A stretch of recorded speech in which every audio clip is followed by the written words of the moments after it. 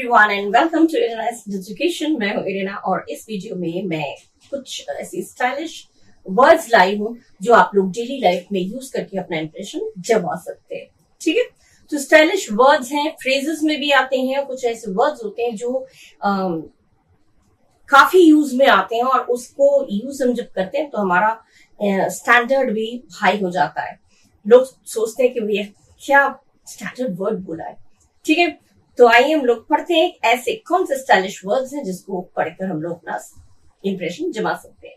ठीक है, तो फर्स्ट वर्ड हमारा है लो हैंगिंग फ्रूट।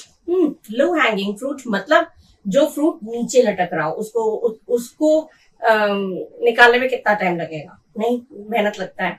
जो फ्रूट ऊपर लगा होता है उसको, जो फल ऊपर लगा होता है उसको निकालने में प्रॉब्लम होती है, लेकिन जो फल नीचे लटका होता है उसको तो यूं हाथ बढ़ाया ले लिया।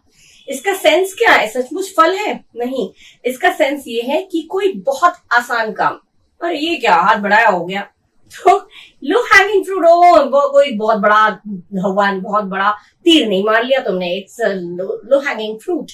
It was a low hanging fruit, ये तो बहुत आसान काम था होगा तो वॉज। इसमें क्या है? What is it in it? It was a low hanging fruit. Low hanging fruit माने बहुत इजी टास्क या फिर बहुत आसान काम। ये कौन सी बड़ी बात तुमने कर दी? अरे ये तो बहुत आसान काम था।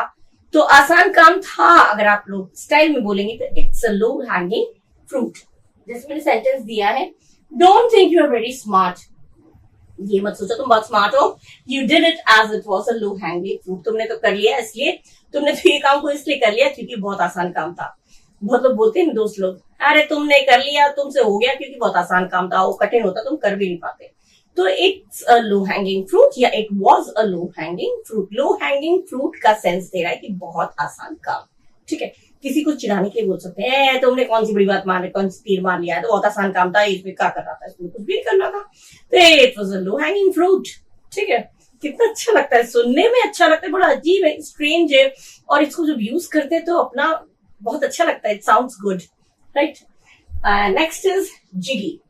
जिगी जो वर्ड है, जो स्लैंग वर्ड है, जी के मीनिंग्स बहुत ऐसे नॉर्मल इंग्लिश में मुझे बताएंगे, लेकिन स्लैंग वर्ड में जिगी माने बहुत एक्साइटिंग, बहुत फन, बहुत मजा मस्ती जहाँ पे होता है उसे कहते हैं जिगी। जो स्लैंग वर्ड जिगी, मैं तो स्लैंग्वेज पढ़ा रही हूँ, तो स्लैंग वर्ड जिगी का मतलब होता है बहुत एक्साइटिंग, बहुत फन होना, बहुत मजा मस्ती होना, उसे कहते हैं जिगी। ठीक है, Yesterday the party was really jiggy. कल पार्टी वाकई बहुत एक्साइटिंग था। It was an exciting party yesterday. Exciting party ना बोल के एक्साइटिंग की जगह जिगी आप बोल सकते हैं। It sounds good. सुनने में अच्छा लगता है। अरे यार जिगी, क्या कैसा पार्टी था? अरे जिगी। जिगी से मतलब बहुत स्टैंडर्ड लगता है सुनने में और इंप्रेशन भी अपना बन जाता है। ठीक है, जिगी माने बहुत एक्साइटिंग, फनी। तो ये पार्टी वाज रियली जिगी, कल की पार्टी तो वाकई बहुत एक्साइटिंग थी, बहुत मजा आया, बहुत मजा किया, मस्ती किया, तो जिगी। ठीक है, next is mid.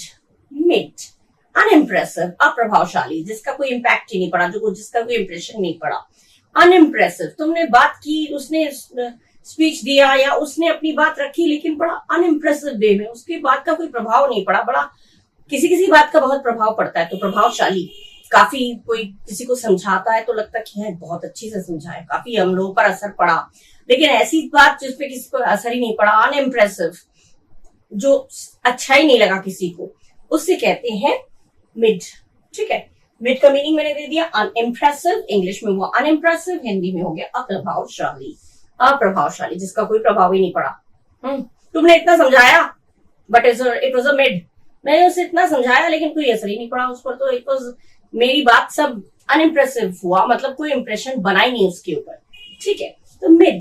The speech you give yesterday या डिलीवर्ड यस्टरडे भी कह सकते हैं। The speech you give yesterday was absolutely mid. बिल्कुल तुमने जो स्पीच दिया ना, अरे एकदम अनइम्प्रेसिव। अनइम्प्रेसिव की जगह आप कह सकते हैं मिड। अनइम्प्रेसिव लंबा ना बोल के मिड। द स्पीच, वो स्पीच जो उसने कल दिया ना, वो it was absolutely mid. Mid short है, सुनने में अच्छा लग रहा है, और मिड माने हो गया अनइम्प्रेसिव। इतना बड़ा ना बोल के बहुत अप्रभावशाली था, बहुत ही खराब था, ये ना बोल के मिड शॉर्ट में बोल दिया, अच्छा लगता है सुनने में। ठीक है, next is touch base. Touch base बहुत सुनने में अच्छा लगता है, ये सारे स्लैंग वर्ड्स बहुत अच्छे लगते हैं यूज करने में। Touch base, touch base means brief discussion, छोटा छोटा, कम समय में छोटे तरीके से किसी चीज के ऊपर डिस्कस करना, विचार विमर्श करना। संक्षिप्त, जिसे कहते हैं ब्रीफ, संक्षिप्त विचार विमर्श। एक कोई प्रोजेक्ट कर रहे हैं या कोई पार्टी या कोई फंक्शन या कुछ ऐसे आप लोग प्लान कर रहे हैं, तो उसको आपको करना है, उसकी एक ब्रीफ डिस्कशन, एक छोटी सी डिस्कशन तो करते हैं पहले, एक विचार विमर्श कर लेंगे, छोटी सी डिस्कशन कर लेंगे, छोटा सा डिस्कशन, कम समय के लिए डिस्कशन, इसको आप कह सकते हैं touch base. Let's meet on Monday for a touch base on the new project. चलो हम लोग मंडे को मिलते हैं टच बेस के लिए। एक टच बेस के लिए मिलना जरूरी है, कितना अच्छा लगता है, अरे मैं तुमसे मिलना चाहता हूँ, अरे will have a touch base, मिलना चाहता हूँ, क्यों, अरे छोटा सा ब्रीफ डिस्कशन, छोटा मतलब थोड़ी बहुत डिस्कशन करेंगे, थोड़ी बहुत विचार विमर्श करेंगे। कोई फंक्शन करते हैं या कुछ भी सेलिब्रेट करते हैं तो एक विचार विमर्श होता है, डिस्कशन होता है, तो उसको हम छोटा तरीके से होगा तो उसको हम कहेंगे टच बेस। एक शॉर्ट, ये नहीं कि डिटेल में कर रहे हैं, छोटा मोटा डिस्कशन हमें करना रहता है तो उसे कहते हैं टच बेस। ठीक है, चलो हम लोग मंडे को मिलते हैं for touch base on the new project. नया प्रोजेक्ट हम लोग करने जा रहे हैं, जो नया काम हम लोग, नया प्रोजेक्ट जो हमने लिया है, ये प्रोजेक्ट, उसमें छोटा मोटा डिस्कशन करेंगे, तो आ जाना मंडे को। ठीक है, टच बेस कितना सुंदर लगता है, फॉर टच बेस। तो मुझे क्यों बुला रहे हो, अरे will have a touch base, छोटा मोटा डिस्कशन करना है बस, और कुछ नहीं। तो सुनने में अच्छा लगता है और बड़ा स्टाइलिश लगता है, कोई बोले तो बहुत अच्छा लगता है, और जो बोलता है उसको तो इम्प्रेशन अच्छा बनता ही है उसका, और जो सुनने वाले उनको भी लगता है क्या, कहाँ से ये लेटर्स, ये सॉरी वर्ड्स, कहाँ से स्टाइलिश बातें बोलता है, बहुत अच्छा लगता है, सुनने वालों को भी अच्छा लगता है, किसी को सिखा भी सकते हैं आप। ठीक है, तो ये बड़े स्टाइलिश वर्ड्स हैं, low hanging, jiggy, mid and touch base. ठीक, now the next one is fam. Fam या कोई परिवार, करीबी परिवार। फैम मतलब ऐसा कोई परिवार जो बहुत करीब हो, ऐसा कोई फ्रेंड जो बहुत करीब हो, किसी क्लोज फ्रेंड को, किसी करीबी दोस्त को आप कह सकते हैं he is a fam, he is my fam. Fam माने बहुत करीबी दोस्त या फिर करीबी परिवार। कुछ परिवार होते हैं बहुत एकदम क्लोज होते हैं, मानी परिवार ना होके भी बहुत क्लोज होते हैं, बहुत करीबी होते हैं। जरूरी नहीं है परिवार के लोग तो खून का रिश्ता होता है, लेकिन कुछ ऐसे परिवार होते हैं जिनमें खून का रिश्ता नहीं होता, लेकिन फिर भी परिवार से कम नहीं होते।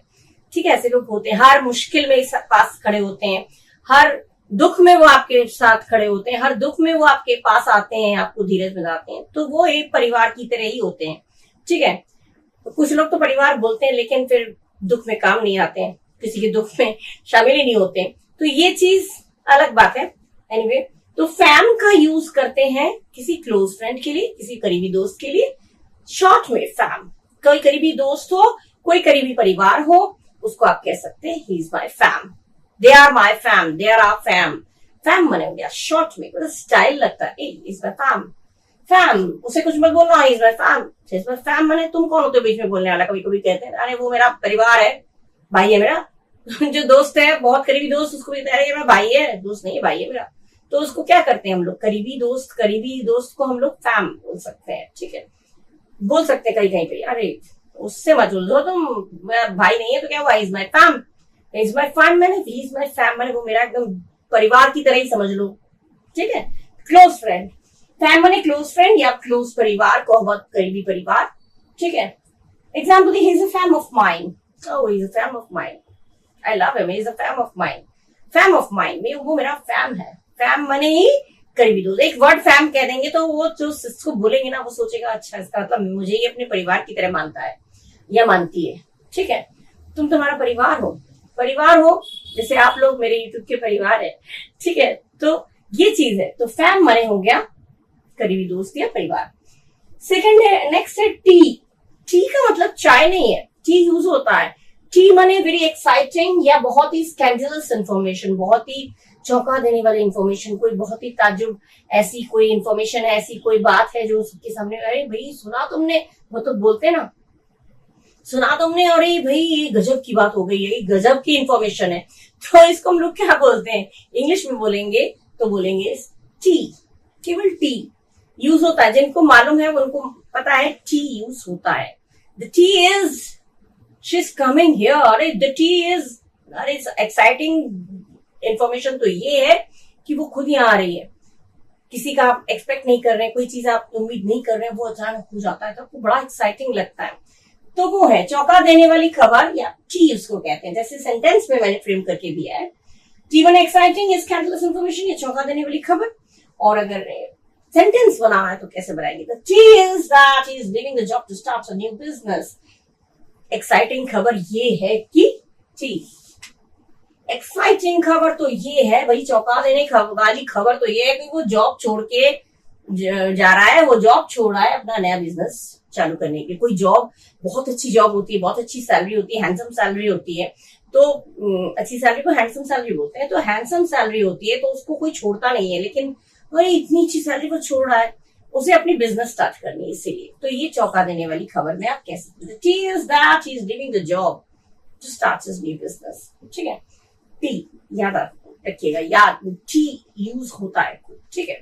The T is मतलब ही समझ में आ गया कि कोई एक्साइटिंग खबर आप सुनाने वाले, ठीक है।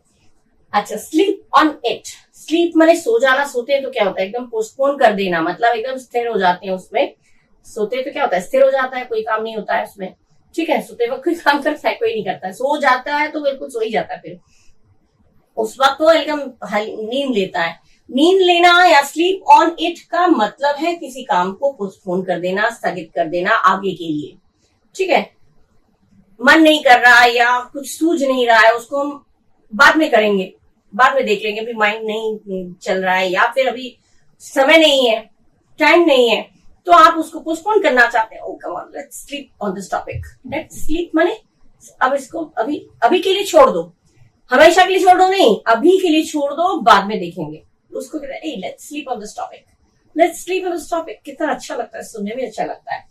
Today my mind is not working, let's sleep on this topic. आज मेरा दिमाग काम नहीं कर रहा है। कभी कभी दिमाग बहुत थका हुआ होता है, या कोई बात से आप परेशान हैं, डिस्टर्ब्ड है, तो लगता है आज तो मेरा दिमाग ही काम नहीं कर रहा है, दिमाग काम नहीं कर रहा है आज। तो इस टॉपिक के बारे में बाद में बात करेंगे, बाद में सोचेंगे, बाद में बात करेंगे। स्थगित कर देना, पोस्टपोन कर देना, बाद के लिए रख देना, उसको कहते हैं sleep on it. Sleep on करके जो भी टॉपिक, जो भी चीज है उसके ऊपर इट की जगह वो लग जाएगा। जैसे मैंने बोला स्लीप ऑन दिस टॉपिक, ठीक है। इस टॉपिक में बाद में बात करेंगे। वो come on, sleep on this topic, let's sleep on this topic. चलो बाद में बात करते हैं। Then the last one is jazzy. Jazzy माने एनर्जेटिक, बहुत फुर्तीला, बहुत चुस्ती फुर्ती वाला, जैजी, ठीक है। I like your jazzy type of attitude, ये तुम्हारा फुर्तीला एटीट्यूड मुझे बहुत अच्छा लगता है। तो जैजी, जैजी किसे कहते हैं? एनर्जेटिक या फुर्तीला, जिसको सेंटेंस में फ्रेम करेंगे, ही is really jazzy, he is really jazzy in every job. Job या टास्क या वर्क, कुछ भी, हर जॉब में, हर काम में फुर्तीला है, मतलब हर काम को फुर्ती से करता है। तो he is really jazzy in every job, या he is very jazzy in every task. You are very jazzy in everything, तुम हर चीज में बहुत फुर्ती दिखाती हो या फुर्ती दिखाते हो। फुर्तीला होना, एनर्जेटिक होना, उसको कहते हैं जैजी, ठीक है। अच्छा है ये सेंटेंस, ये वर्ड, इनफैक्ट सारे वर्ड्स बहुत अच्छे हैं, बहुत अच्छा ये वर्ड, ये सारे वर्ड्स हैं। Fam, T, sleep on it, jazzy, ठीक है। इन वर्ड्स को यूज करिए अपने डेली लाइफ में, बहुत अच्छा होता है, और सुनने में भी अच्छा लगता है, और आपको बोलने में भी अच्छा लगेगा, आपका स्टाइल बनेगा भाई, ठीक है। तो अपने फ्रेंड्स और रिलेटिव्स के साथ, जो जिसको सीखने की चाहत है उनके साथ शेयर करिए। जिनको सीखनी चाहते हैं उनसे शेयर करके कोई फायदा नहीं है, ठीक है। जिनको सीखने की चाहत है, सीखना चाहते हैं, उनके साथ शेयर करिए। आप लोग को अच्छा लगा तो लाइक करिए, अगर सब्सक्राइब नहीं किया है, अभी नए हैं तो सब्सक्राइब कर दीजिएगा अच्छा लगे तो, और बेल आइकन प्रेस करना मत भूलिएगा, क्योंकि मेरे अपकमिंग वीडियोस के नोटिफिकेशंस आप तक पहले पहुंच सकते हैं, ठीक है। इसके साथ ही इन वर्ड्स के साथ मैं यहाँ पे अपनी वीडियो एंड कर रही हूँ, और नेक्स्ट वीडियो में कुछ और वर्ड्स लेके हम लोग फिर आएंगे आपके सामने। तब तक के लिए thank you and do take care of yourself, bye bye.